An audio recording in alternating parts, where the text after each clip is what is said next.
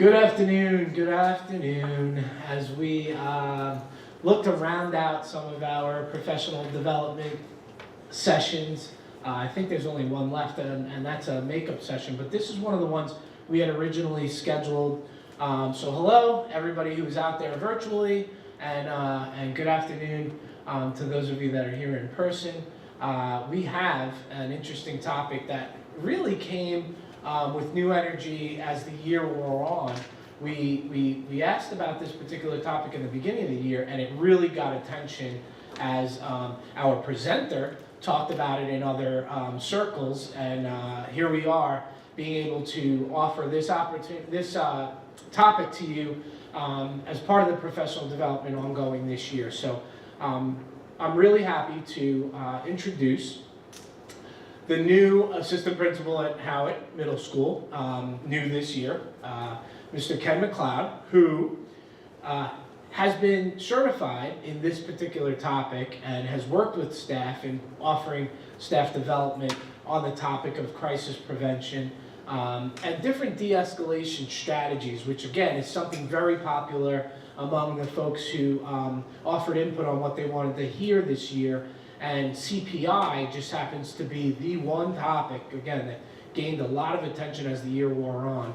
And we're happy to be able to have Mr. McCloud, Mr. Ken McCloud. Again, he's the assistant principal at Howard Middle School this year for the first year. He is assigned to the 6th graders and will stay with the 6th graders when they go through 7th and 8th grade, which is a wonderful model for consistency. But without further ado, I'm going to introduce a young man who has been in the Wyandanch School District previously as a teacher. He also was an administrator there, cut his teeth as an administrator there. He went on to work in the BOCES organization with difficult behaviors, or students who have very difficult behaviors. So he's had experience with CPI firsthand. He's been on the front line of implementing CPI, and will talk to us a little bit about some of the levels we may see where this applies with regard to crisis prevention. Maybe not exactly the same as it applies in the BOCES setting, but definitely a level of application for us here in Farmingdale Schools. So again, without further ado, Mr. Kenneth McCloud. Thank you, Dr. Thompson. That was a great introduction. I wasn't really expecting all that, but sounds pretty good when you hear someone else say it. But I'm just honored and pleasure to be here today to present to you all in person, and those of you that are attending virtually. So those of you that attended virtually, I have a slideshow prepared. Unfortunately, you all won't be able to see the notes, what I'm going to be presenting. So I will read a lot of the slides to you just so you can know what we're talking about. And those of you that are here and virtually, there's a workbook that kind of goes along with what I'm going to be teaching today. So you have something tangible, something to hold on to when you're dealing with students. You're like, you know, I had that PD with Mr. McCloud, and I remember he said, when a student acts this way, this is how I should respond. So it's just something that you can kind of hold on to. And as we do these in the future, you know, we hope we can get more people in person to do it. But however, we're going to work it virtually, but I'm going to really, you know, I'll repeat a question if someone asks a question, so you guys attending virtually can hear it. So without further ado, I'll get started. So crisis prevention intervention is basically a program that's been adopted by school districts, by BOCES, even healthcare facilities, anywhere where you're working with students or staff or people that need care. And typically in schools, we use it for de-escalation strategies. And today I'm going to go into it. This is typically a 12-hour course, but I'm really truncating it for you guys. We're going to fit this all in an hour. But you take the course initially, and then each year you get recertified. So, but you know, when we're going to sit down with Central Administration, we're going to really look to adopt this program and really make it something, because I think it's definitely useful. But today I'm going to give you the same version, just condensed, but I'm going to equip you with the tools that you can use right away. All right? So with that being said, what is de-escalation? So de-escalation is the reduction of the intensity of a conflict or potentially violent situation. When you're the facilitator in de-escalation, your main focus is to remain calm, don't yell, be non-judgmental, and use rational detachment and not take anything personally.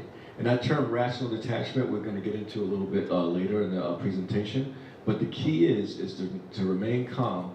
And it's usually when students are like yelling at you or they're upset about something, the way you react is going to make or break that situation.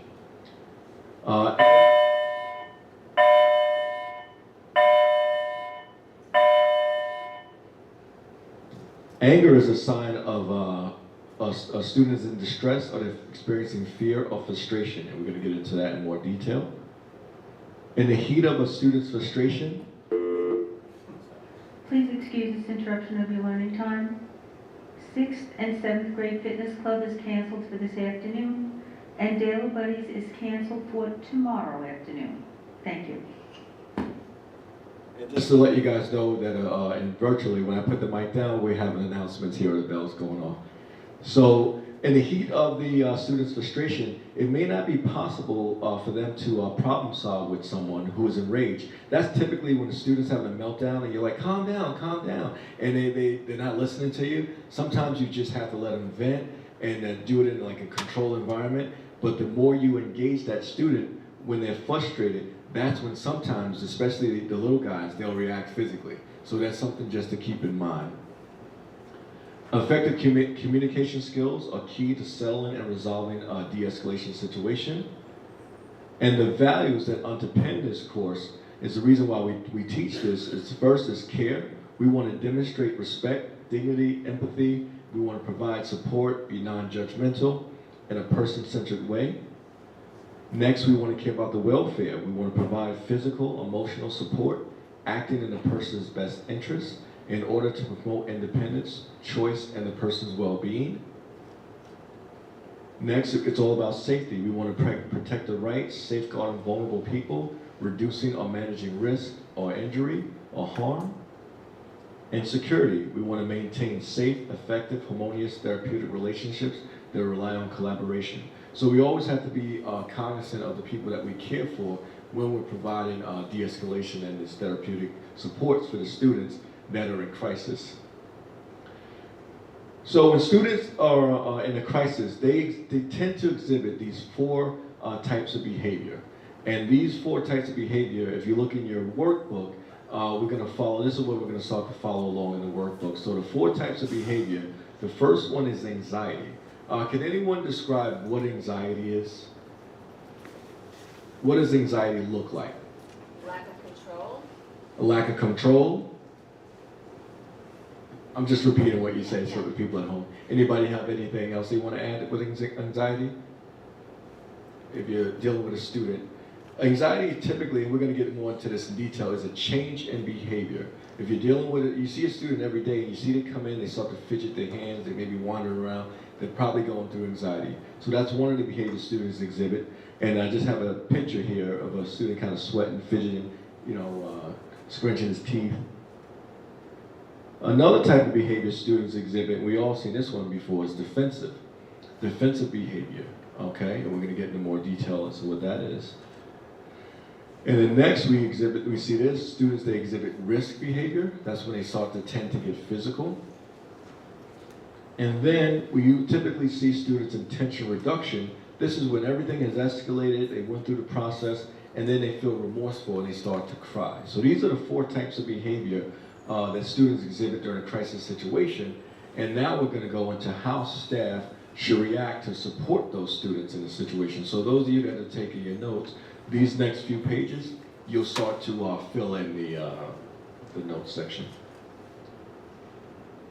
Okay, so defining the 4 types of behavior and staff approaches utilizing the crisis development model and the integrated experience.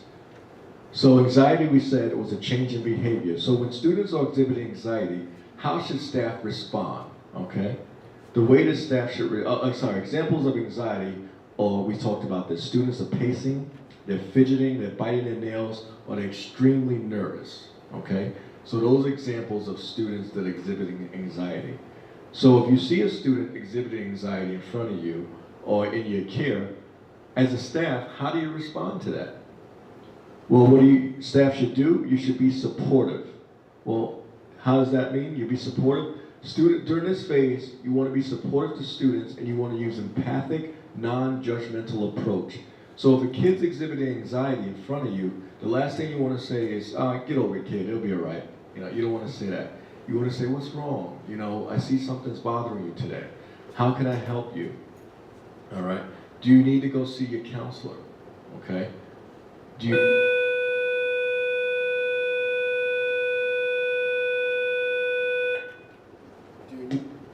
you need a minute? Do you need a minute to calm down? You know, how can I help you feel better? If you go to that student that has anxiety and you kind of ignore it and you're like, listen, you need to do your work. I don't care if you're upset. You got to get this work done. What do you think is going to happen? Student's going to shut down.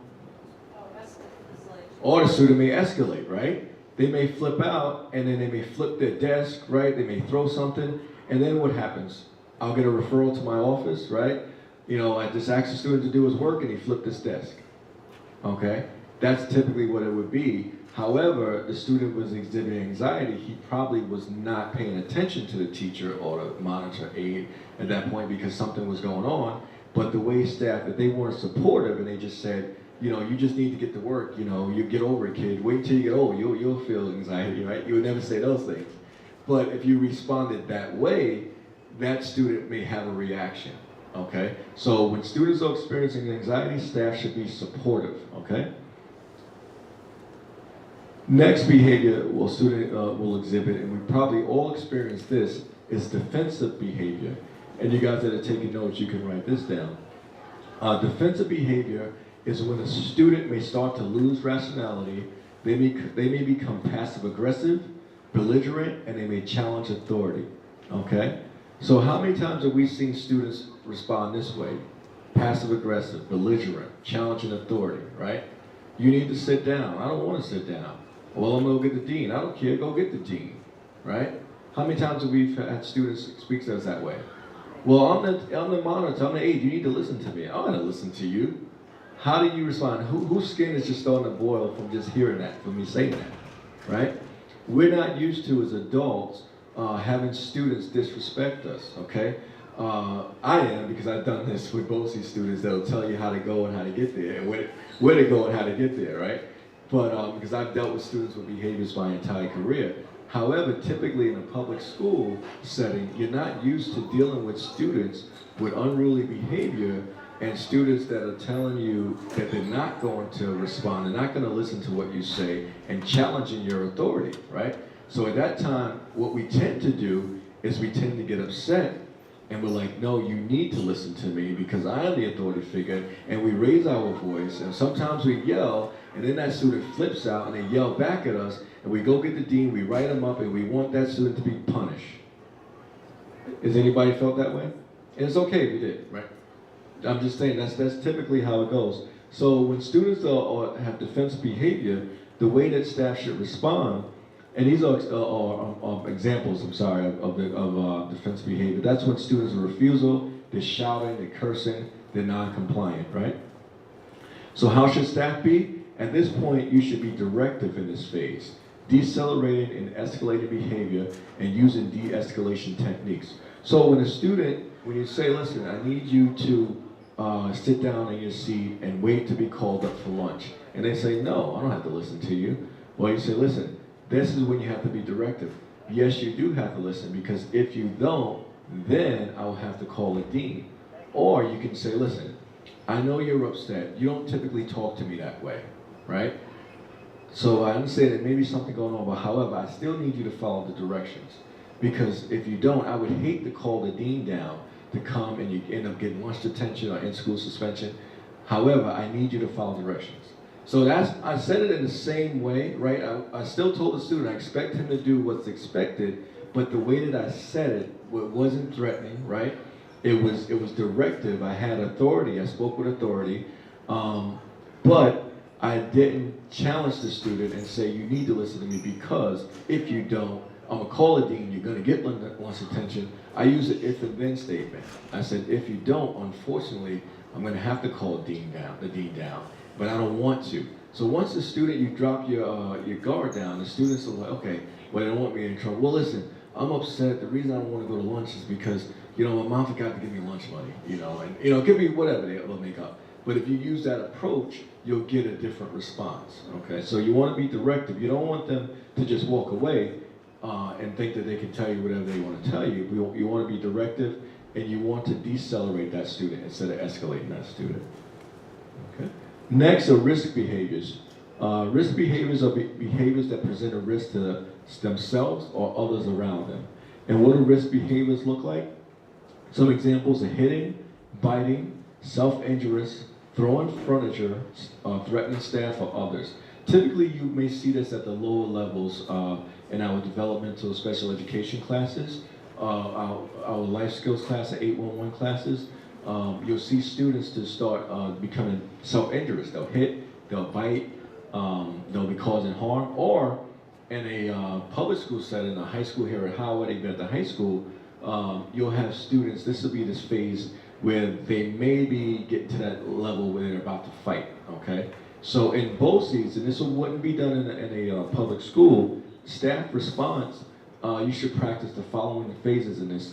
This is how staff should respond to this.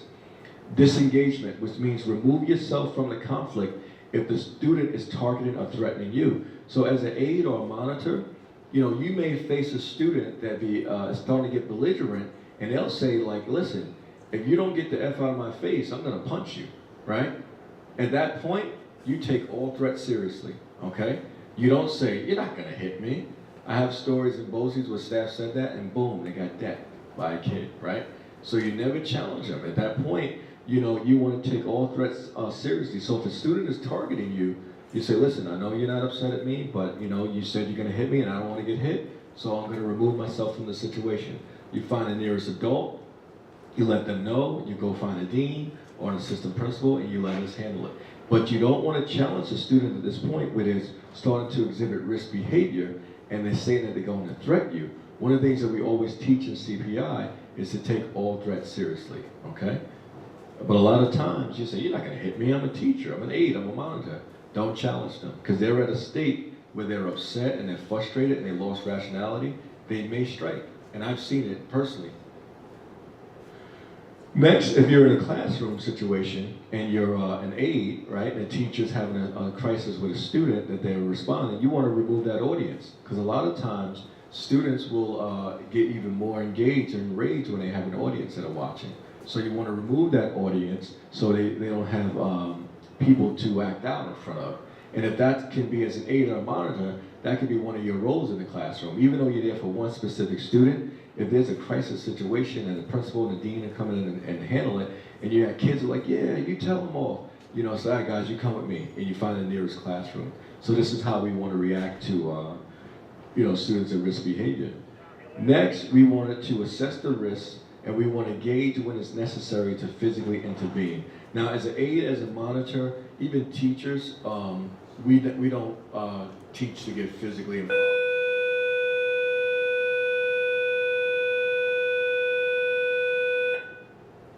So again, as an aide or a monitor, or even teacher, we don't teach, especially here at Farmingdale, to get physically involved with students, you know, or physically restrain students. So this would be typically at a BOCES setting, when students are engaging in physical outbursts and they're being unsafe to themselves, or they try to strike a staff member. There's a whole portion of CPI that we teach restraints, and we teach how to hold and how to transport and move those students, but that's not what this course is about. The only time we would physically intervene here, if a student is, let's say if we're one of the schools and we're on close to a highway or a main street, and that student bolts out of the building, and you know that the only thing between that student is the door and the highway, that's when you can physically grab that student and stop them. Or if you're breaking up a fight and you see a student just getting pummeled, and you jump in and you break it up, you'll be covered, because New York State law, education law, allows us to physically intervene as a last resort and when there's a health and safety crisis. So we're okay at that aspect, but physically intervention is typically, this would be a BOCES strategy with students that are really physically, that are going after another staff member, and staff is actually trained on how to hold. So I don't want to get that confused, but typically if you look at the first 3 bullets, is what staff should do in that phase. That's what you would do to de-escalate a student. You take all threats seriously, you remove the audience, and you remove yourself from the situation, if this child is targeting you, okay? You don't take it personal. You don't tell them, I'm an adult, you can't talk to me like that, because you're only going to further enrage those students when they're already out of control. So the key here is to always de-escalate instead of escalate, and not take things personally, which we're gonna get into in the next couple of slides. So, and then also, if you're alone, call for help if the situation is escalating. Never do this as by yourself in a one-to-one situation. And sometimes as a monitor and a lobby guard, you know, you're there with students. If you're telling them they can't go in the bathroom and they're getting upset with you, that's when you pick up the walkie and you say, I need a dean, you know, and you guys are good at doing that, especially here how I need a dean at the cafeteria, I need someone here, and then you just let the student vent, but don't get involved with them because you're alone in that situation, and you know, that's the last thing you want to be is alone. And then the next phase is tension reduction. So you guys can write this down. Am I going too fast? Okay. Tension reduction, this is the decrease in physical and emotional energy. And tension reduction often occurs when a student begin to regain rationality. So tension reduction, this is examples of, is characterized by remorse, embarrassment, fear, sadness, crying, or apologizing. This is when the students really, they kind of go through this outburst and you're there with them through the entire way, and then once they calm down and they know you're your favorite aide, oh, I disappointed you, I feel so sad, I'm sorry I cursed you out, I'm sorry I yelled at you, you know, you're so good to me, I was just so mad, and they start to cry, okay? At that point, you know, your heart melts too, right? You start to like, oh, you know what? I'm glad you were able to get to that remorse, that feeling. So how should you, you should react to that? You should provide therapeutic rapport during this phase to reestablish communication, listen carefully, and debrief. So this is when you tell a student, listen, I know you were upset. I know all those things you said. I know you didn't mean them. I know we have a great relationship. And I accept your apology, okay? And then you debrief, you say, listen, when we get to this situation again, what can we do differently next time, okay? You sit with the student, you kind of debrief, you really reestablish the relationship, but the biggest thing you do is you let that student know that even though they told you where to go and how to get there, they called you things under the sun, that I don't take it personal, I know you had a mishap, but we're gonna move forward, and you provide that therapeutic support. And then what we used to say in BOCES is that every day is a new day, and you really gotta mean it. So the kid will come in the next day and they'll probably apologize again. One of the things I used to do, I'm like, what are you talking about? You're like, you remember yesterday when I had that outburst and I threw the stapler? I'm like, what'd you say yesterday, right? I said, what did I say? Every day's a new day. I forgot about that already. And even though I remembered it, the kid brought it up, I act like it didn't happen. And we move forward because kids need to have that clean slate. You know, as adults, you know, if another adult does something wrong to us, we tend to hold on to it, right? We hold a grudge because we're adults. But even if we brought that into our adult life, when someone apologized and we let it go, you know, life would be so much better, right? But as children, we have to really let kids know every day's a new day, we have to mean it. And what I mean by that is when a kid acts up, you can't say, hey, listen, you did that 2 weeks ago, I knew you were gonna do it again. Then that kid knows that it's not, you know, every day's not a new day. So sometimes that's just human nature, but we have to really provide therapeutic rapport during this phase to students. Okay, so now, one of the things that we also have to know, when students have behaviors, we're on the page 2 now, the notes, where it says precipitating factors, rational detachment, and the integrated experience. When students exhibit behaviors, there's other things involved in it, and we have to really understand why these behaviors are present. So, and that's where we go to precipitating factors. Just think of like the rain is raining now, it's precipitating, right? There's always something. So precipitating factors are factors that influence behavior. These are internal and external causes of behavior which staff has little or no control over. So basically a student could have had a terrible night the night before, right? They could have gotten into a fight with a sibling, maybe a fight with their mother, they didn't want to wear a certain outfit, their mom caught them doing something they weren't supposed to do, they got punished, okay? Anything that could have happened the day before. Now they come to school, they're upset. So one of the things that we have to do, and we have no control over that. So understanding precipitating factors can help staff depersonalize, this is key here, the crisis situation by recognizing that you are seldom the sole cause of the risk behavior. How many times will students will be upset and they'll come in and they'll say something to us and we take it personal, we get upset? How many times is that? Typically we do, right? We say, you know, I'm so good to this kid, why is he talking to me that way? But we have to remember that it's nothing that we did to cause the student to act that way, so we can't take it personally. We have to address the factors that lead to the crisis situation. What causes? What are the antecedent? You know, what happened first? Then we want to avoid becoming a precipitative factor ourselves.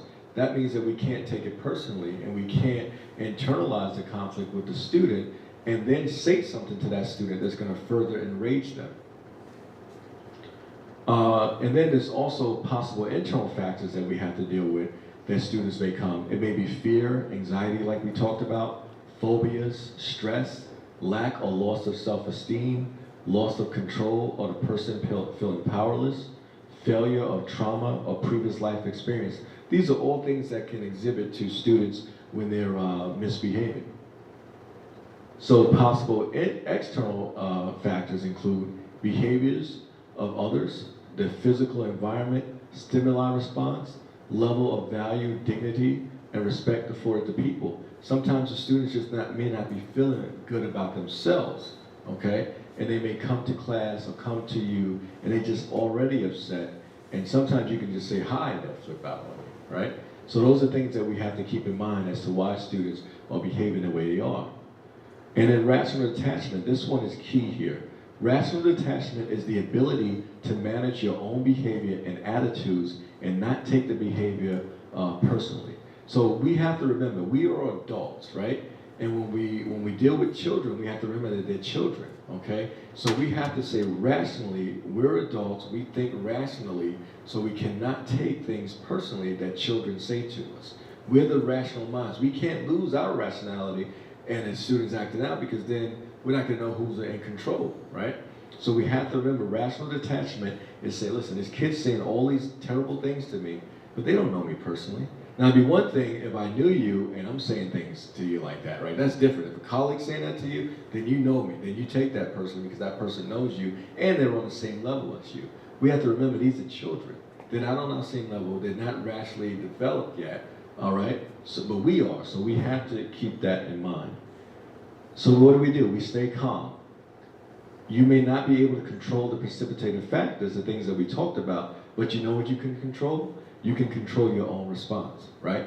We can control how we react to a situation. We're completely in control of our emotions. And if we're not, then we probably shouldn't be working with children, right? So that's what we have to keep in mind.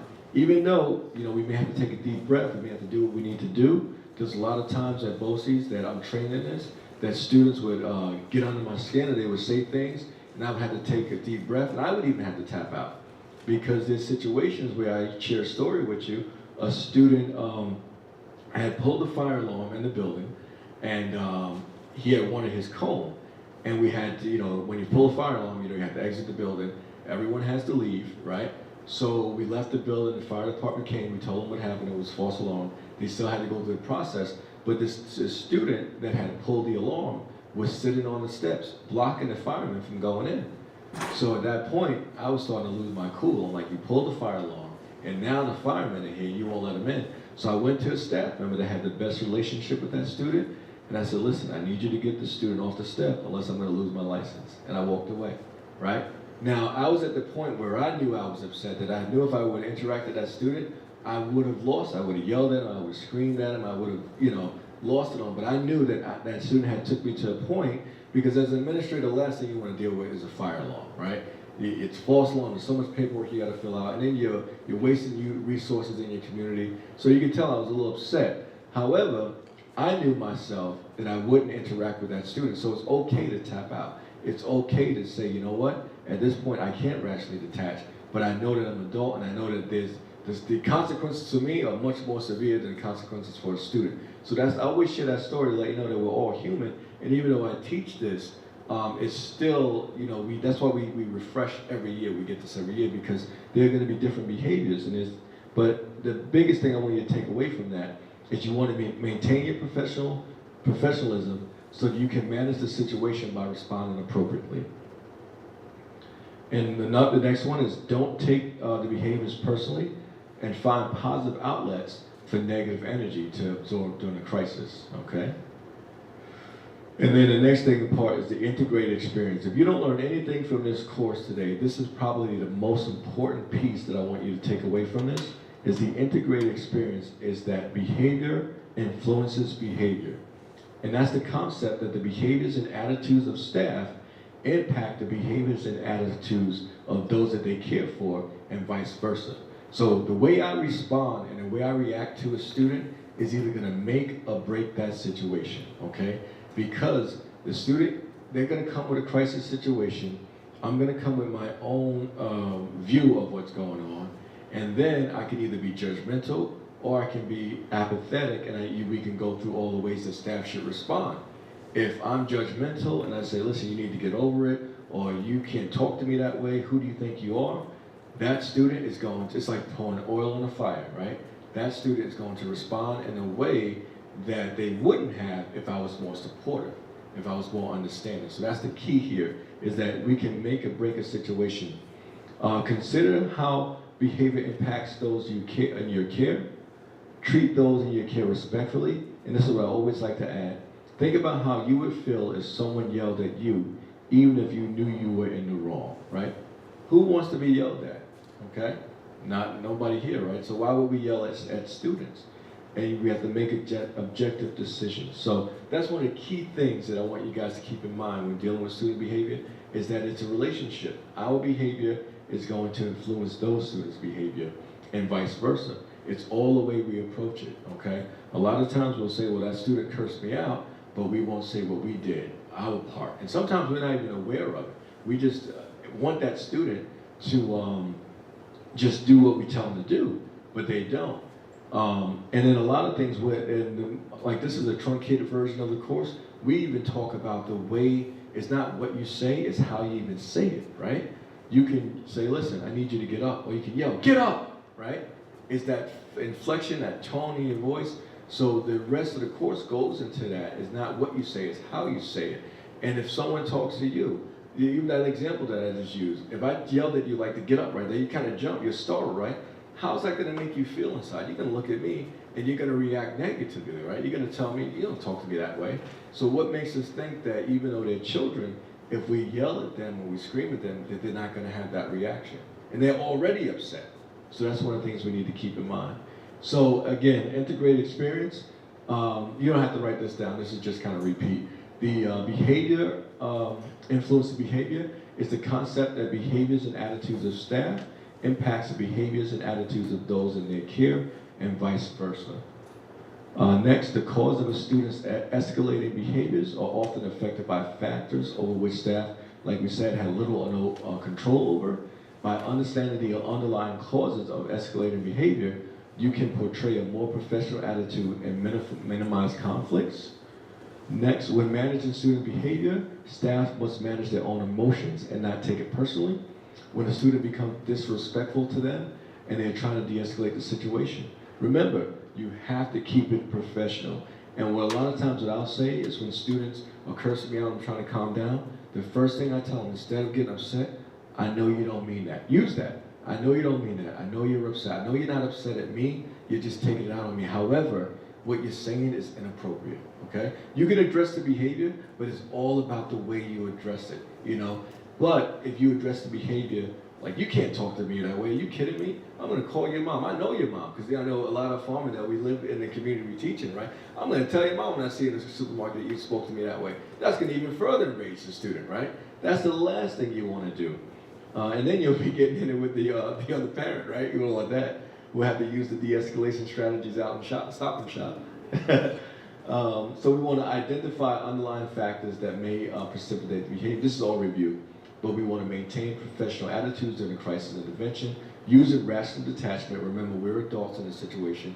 We need to rationally detach. And rational detachment, that's the ability to separate your own emotions from the event and not take it personal, and use rational thought when intervening in a crisis. So here's the thing.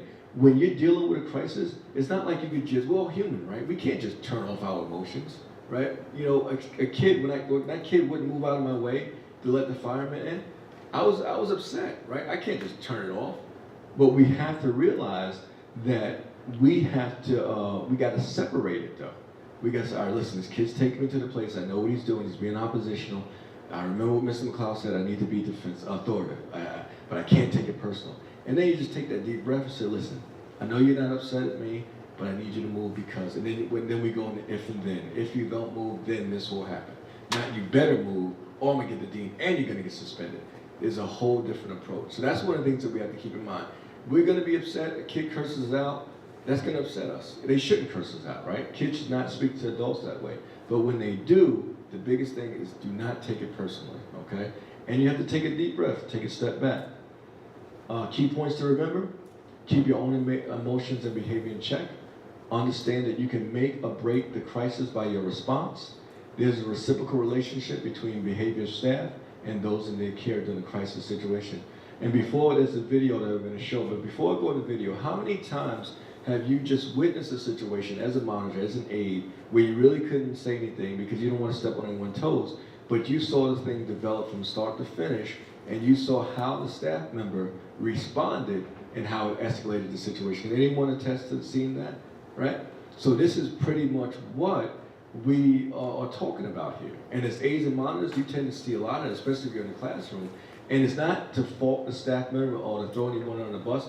We're just not trained. We're just not trained to appropriately manage students' behavior that way. So we respond in a natural way, all right? And ever since the pandemic, student behavior has escalated. It's probably one of the reasons why Farmingdale brought me on, because the behaviors that they started to see in district was behaviors that I dealt with my entire career in BOCES. So it wasn't new to staff. Typically, you tell a student to sit down, they sit down, right? You tell a student to go, and they go. And the ones that don't, you know, we do have other students with special needs that we understand, but for the most part, students were cooperating. So that's why it's really important that this training is there, just to kind of remind us. And one of the things that I failed to mention at the beginning of the course is that CPI isn't nothing new. It's basically common sense, just all bottled up, nicely packaged. Okay, but one of the things that we're doing this for so many years, common sense isn't too common. That's what I started to notice. Right. So without further ado, I'm going to show you guys a video. I'm going to set it up a little bit. It's going to be a situation where a principal of a high school in Boston, I believe, is coming on a crisis situation and trying to resolve. It's not really a crisis situation at first, but it's an issue a student has with his hat. And then it's the way the teacher responded to it, and the principal thinks he figured it out, so he tries to what's the word I'm looking for? Resolve it and do a mediation or with the staff and the student. But I don't want to say anymore. I want you guys to watch it. And after it, what I want to do is we're going to break it down. We're going to look at what the staff member did right in terms of what we saw. But there's a lot. I'll give you a hint. There's a lot of things he didn't do right. And then what are you doing? So I won't talk too much. I'll pull up the video and we'll watch it. And those of you that are online, you should be able to see this as well. I'm not going to change the world, but I hope I'm making a difference. Here's all my early dismissal students across the street. With summer coming, Madison Park's principal, Chuck McAfee, knows that some students find warm weather especially distracting. Sir, what are you doing?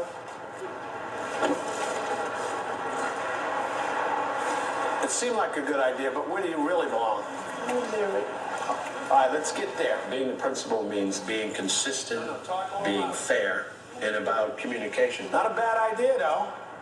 You have to have a really good sense of humor to be successful with this. Show you. Watch right here. Okay, he's looking around. Walks right up. Look at this. What? He puts the gun right directly on the camera. Thinks that nobody's going to see him. That's unbelievable.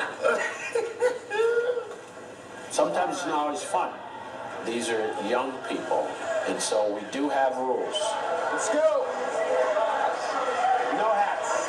Basic rule. We like to think that you're in school to learn. It's just one of the rules that we're trying to work with. He took my hat. My hat was on the table. It was now on my head. Why would I walk around and put a hat on my head? Let me go up and see him. You wait here. This student is angry that his hat was confiscated by one of his teachers. A minor incident at some schools, How we doing? but at Madison Park, Chuck McAfee knows things can quickly spin out of control. I put my hat on the table. Other teachers didn't have a problem with that. Why did he have a problem with it? No issues that's going on here that I'm not getting. It reflected me. See, I'm trying to figure this out. There's always two sides of the story. I cannot imagine why someone comes down to my office about just his hat. If he wasn't wearing his hat, why would the teacher take my hat?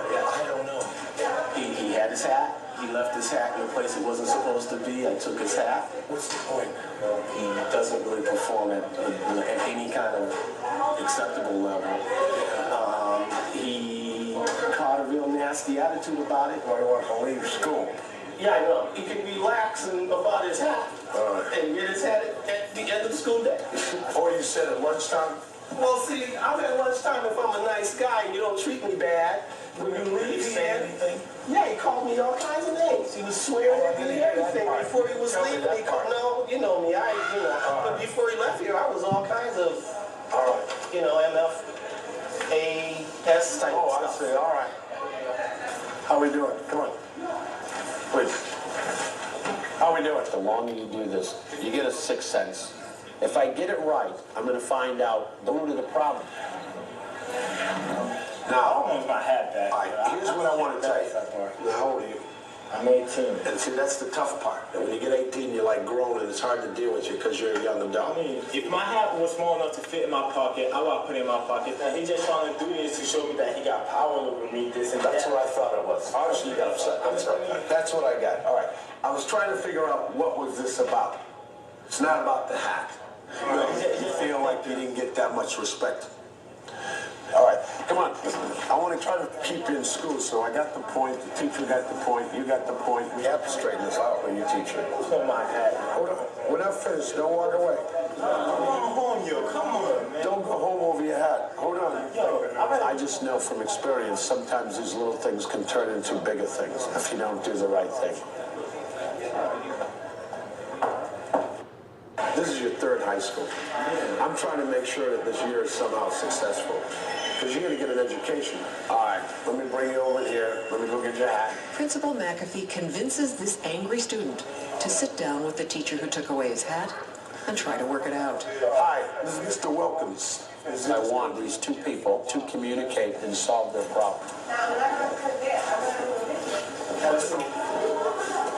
anything to say? Yeah. How come you only decide to take my hat, comment her hat on the table, and then rather than that, you could just be like, yo, Will, put the hat in the locker. I don't like that tone. I don't like that tone. That's not what you're gonna get. No, that's not the tone I'm gonna get because you're not following the rules. And the hat is sitting over. I'm gonna say where I come from, yo, adult, no adult. Yo, if you're gonna treat somebody like that, how you expect me to talk to you? okay, Wilkins, here's the deal.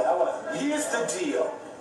The rule is no hats. If I find out the rule is no hats. Hey, yo, man, what the man? You really begin to piss me off, dog. You over here running your mouth, doing this thing, thinking that your rules, this and that. Listen to me closely, alright? I don't care about you. I don't give two about you. All I wanted was my damn hat. You have no right to take my hat off no table. If I put my hat on the table, you have the right to be like, well, I don't want that hat there. Put it in the locker. I don't put it in the damn locker. All right, ask somebody so I can put it in the locker. You don't come up to my bed for this. Let go. Yo, don't put your hands on me. Yo. What the hell, man? What the hell, man?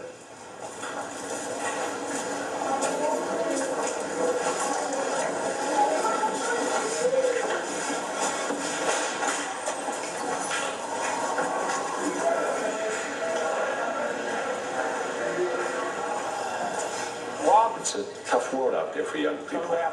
They feel very vulnerable. When they feel disrespected, we're in a lot of trouble.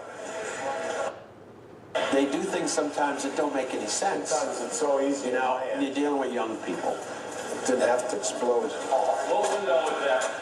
After his attempt to make peace between teacher and student backfires, Chuck McAfee has to clean up the mess. You gotta see his hand. He needs a nurse.